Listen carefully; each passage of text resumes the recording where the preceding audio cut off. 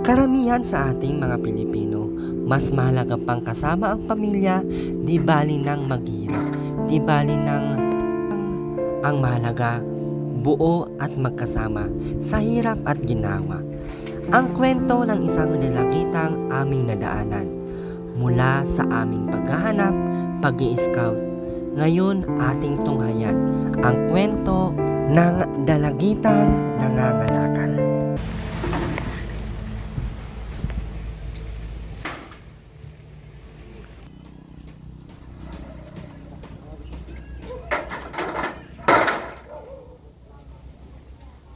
Saan po ay wala na po kami makain, lalo na po ngayon. Siya si Hershey, ang nag-iisang anak na babae sa 3 magkakapatid.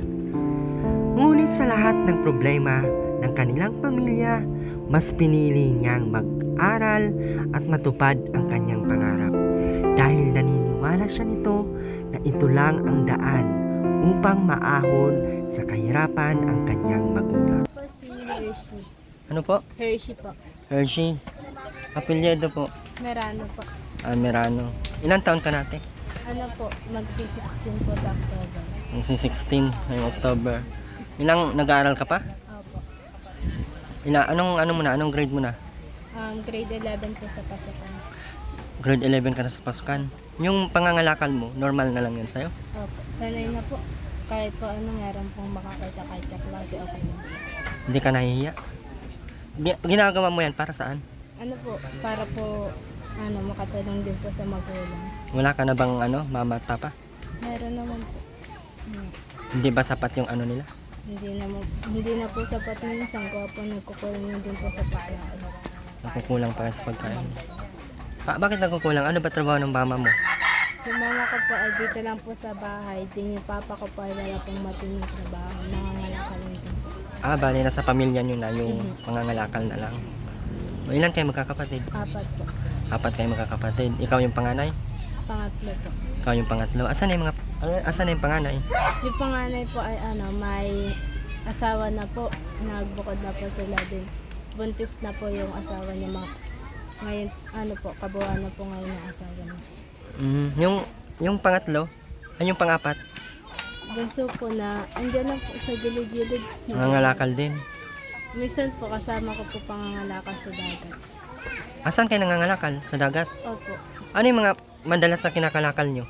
Yung mga po, plastic na minsan po yung mga... Mga yero, mga plastic, ganyan. Opo. Pwede matingnan yung kinalakal mo kanina. Ito po. Nagulat ako, naabutan kita, nangangalakal ka eh. Ito. Ito po yung kinalakal po namin kanina ng kapatid ko. Pauli-uli lang po kami kanina sa dagat. Bali sa dagat nyo yan kinukuha. Opo. Nakakamagkano ka naman sa isang araw? Ano po, na higit naman po ng 100. 100 pesos. Pag binibenta siya. Malaki pala Ano tong mga nabibenta ba tong ganito? Opo. Nabibenta pala tong mga ganito? Magkano ang kilo ng ganito? Ano po, nasa 15 na po. Hindi ka din nahihiya na ganyan ang mo? Hindi po. Hindi mo tinanong sa magulang mo kung bakit ganyan? Alam pa naman po na kaya ito na po yung buhay nila papa ko nga po hindi nga po sila nakapagtapos ng pag-aaral. Kaya nga po pinapursige ko po makapagtapos para po makatulong po sa susunod ay matulungan ko naman po sila na makaahon po sa hirap.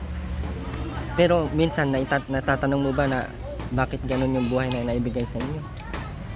Ano naman po, minsan po, pero okay lang po kasi masaya po kasi na-challenge din po na nasasanay po kami na kahit mahirap na gagawa din po namin ng solusyon.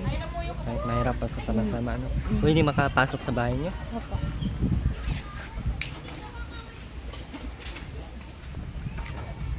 Ilan kayo dito natutulog? Ano po, bali 4 po. 4 kayo dito natutulog. Dito po Saan ako kayo sa taas. Tapos dito po yung mama ko, tapos yung papa ko, tapos yung bunso ko. Paano ka matulog dito? Wala naman tong Ito po, dito pa ako natutulog. Tinagpi lang. Kasya ka ba dyan? Opo. Hindi ka nahuhulog dyan? Sanay na po. Ilan kayo babae? Nag-isa lang pa akong babae sa Naging isa kang babae, kaya pala ano. Tapos saan natutulog si mga kapatid mo, mama mo, ay papa mo? dito po. Dito sa lupa. Lupa lang ba to? Ano po, may semento po dyan. Bakit nasa baba? Hindi, parang Mm. may manipis na semento. Opo. Tapos nakadikit lang siya sa lupa. Tas- Hindi mo ba na ano, hindi ka ba, for example, may mga classmate na pumupunta or nag-invite sa bahay kasi may project na gagawin, hindi ka ba nahiya na pakita yung bahay mo? Hindi naman po, kasi halos karamihan naman po ay ganito din po yung bahay. Bali nasasanay na din kayo. Ano ba yung pangarap mo sa buhay? Ano po, ang gusto ko po talaga ay gusto ko pa ay maging army.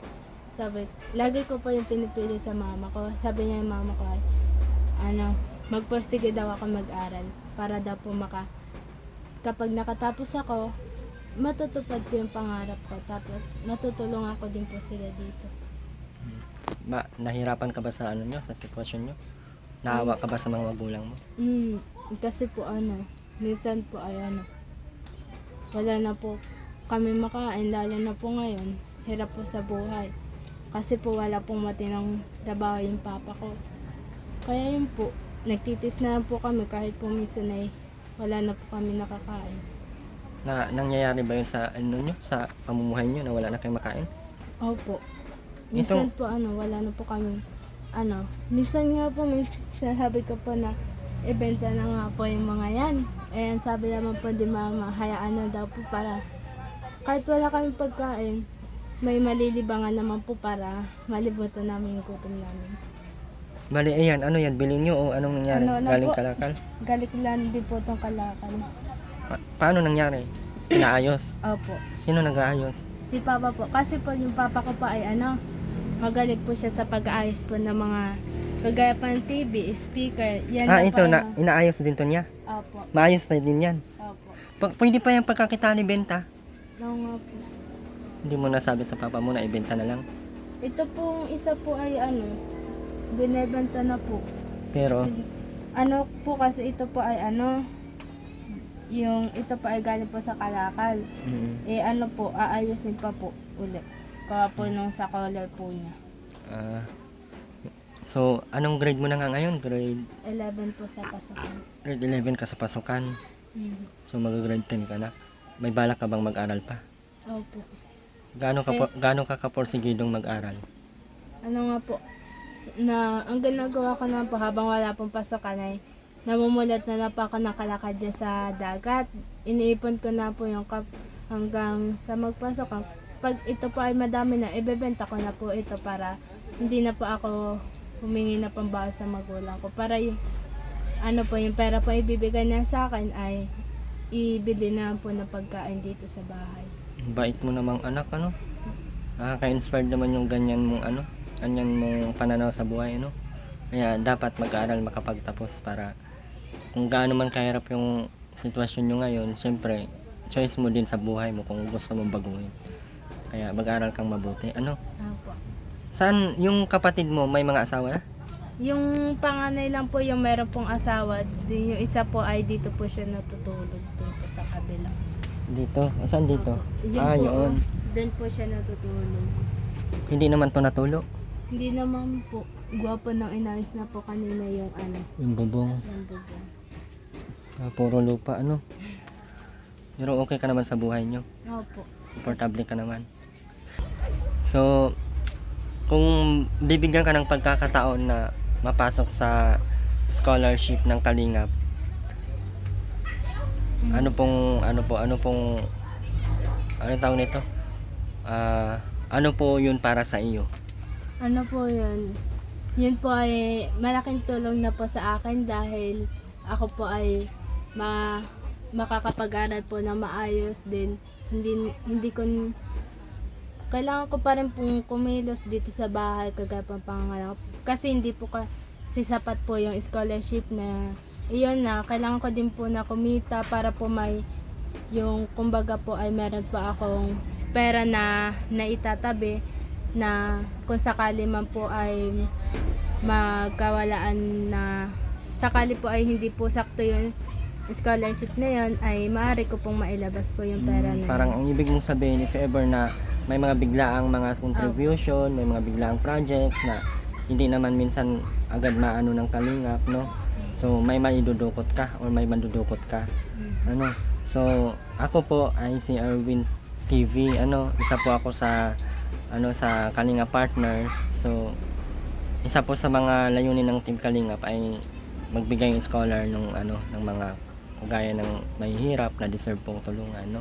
So, sa ngayon, wala po kaming dalang bigas, so may ibibigay na lang po ako sa iyo, ha?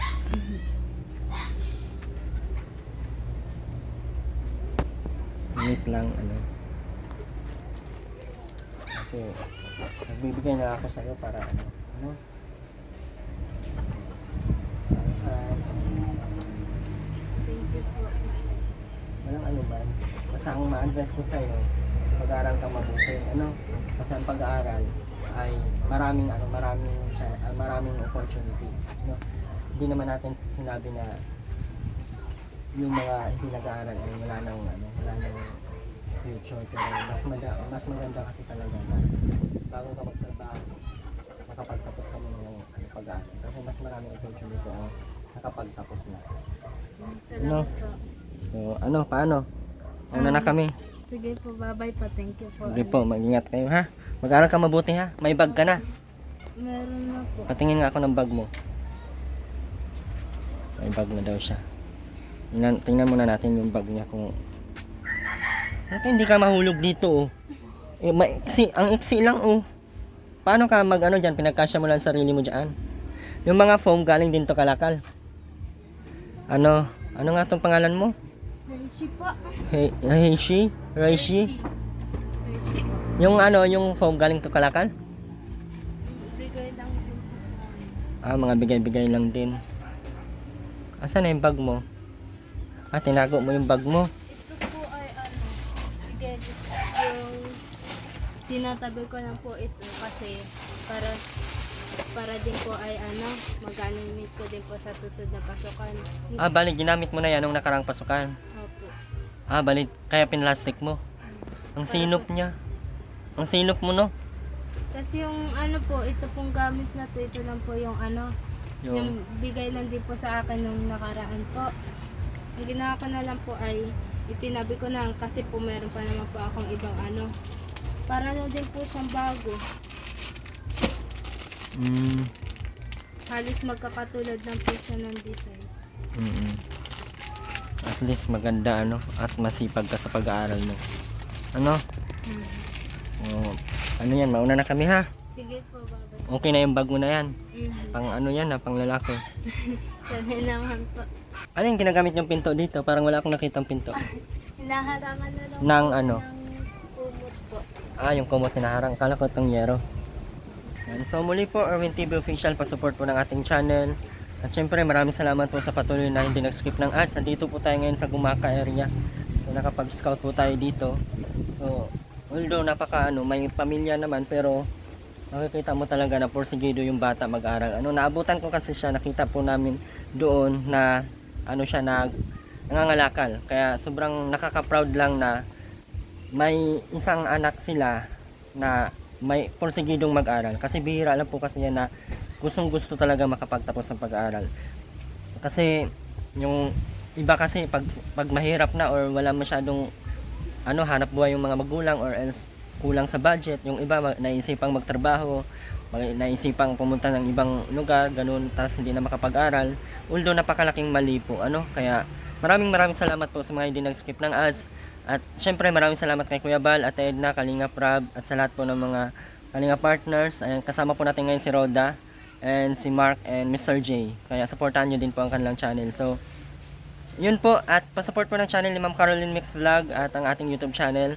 Sa mga hindi nag-skip ng ads, maraming salamat po. At Nora Balbastro, maraming salamat din sa lahat po ng mga bumubuo ng Team Kalingap. And Ate Laila China Magno, maraming salamat po. And Ate Evelyn Sales, and maraming salamat sa ating mga solid sponsor dyan, maraming salamat. And syempre Ma'am Christy, na lagi pong nag-support chat po sa atin, maraming salamat po. Wala na po tayong nakalimutan siguro. And Ate Annalyn Protenya, ayan, maraming salamat po. So yan lang po, maraming salamat, God bless po sa ating lahat. Bye bye po.